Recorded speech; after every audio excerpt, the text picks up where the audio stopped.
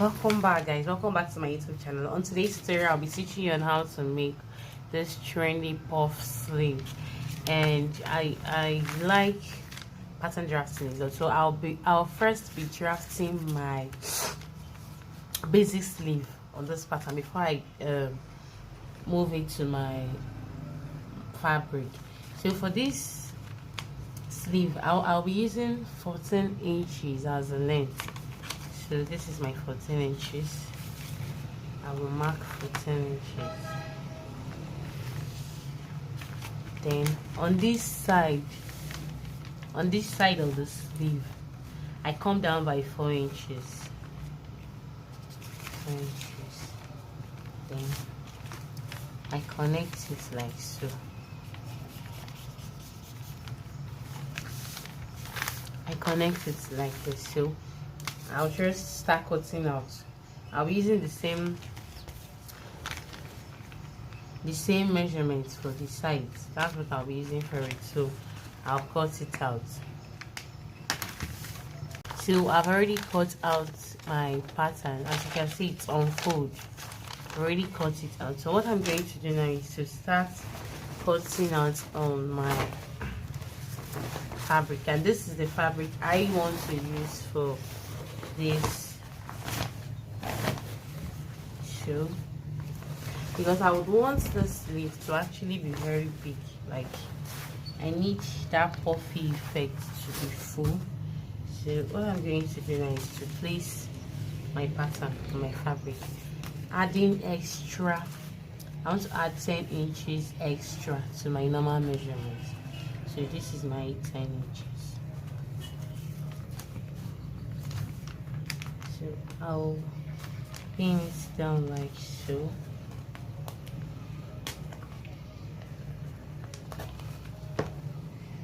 So I have just finished cutting it out, and this is what it looks like. I added extra 1 inch to the hem for sewing allowance.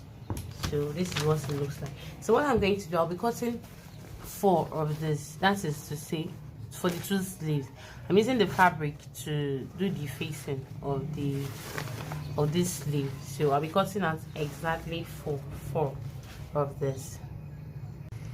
So I just finished cutting this out. It's 4. I cut out 4, 2 for one sleeve, 2 for one sleeve. Don't forget, I added extra 10 inches to my basic sleeve measurement because I had plenty fabric and I really want mine to be full. So the quantity you add will be determinant on how big you want it to be, and the fabric you have to use and what you really want to achieve. So you can decide to add extra 5, you can decide to just add 7, 3, depends on what. You can even decide to make it more than 10 inches as long as it is your desired choice. So I'll be adding interfacing on one of the sleeves. I'll be adding interfacing at the back. You can decide to use your collar stay, your gum stay, depends on what you call it, but look for a very thick interfacing so that it will really stand and give that effect. I finished gumming my interfacing to one of the sleeves, so I'm going to be using this one to turn this. As you can see, one doesn't have interfacing, one has. So this is what I'm using as the main fabric.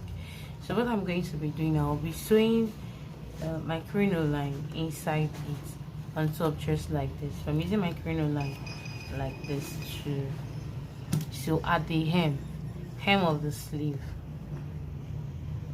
The crinoline, I finished joining it together. So what I'm going to do now, because I would want to pass through a plastic boning in between the splits. I don't have a line boning. I prefer the plastic one because it's actually giving me what I want. So I'm going to just sew on top of this place, trying to create a small channel that can easily pass my plastic boning in.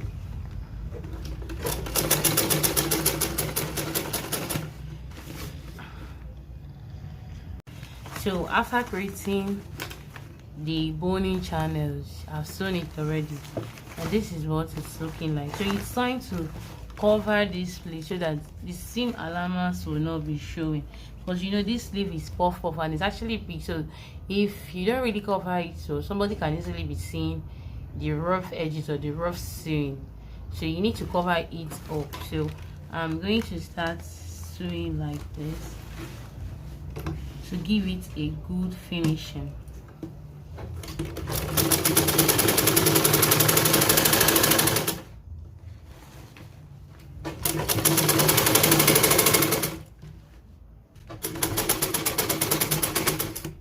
So because boning will be passing here, so I will skip this place while I'm sewing now. I won't really sew on top of it because I need to leave a small opening that I'll just use to pass my plastic boning once I am done sewing it.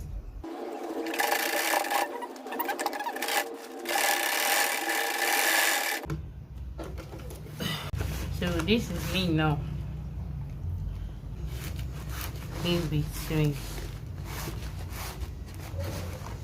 So this is me now passing through my plastic boning in between this line.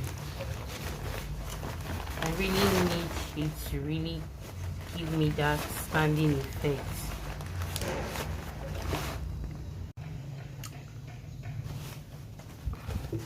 I am done ironing, and this is what it's looking like. As you can see from the inside is looking all neat. You won't really see where the rough stitches are. So I'll use my needle and thread. I already marked this place where my sleeve cap started, so I'm going to use needle and thread and gather round to the other end so that it will really give that puff shape, and also so it can fit in my sleeve, my armhole properly. So that's what I am doing now. So I've just finished gathering it here. So this is what it's already looking like. So it's time to go and attach it to my dress. Let's watch out for the final look.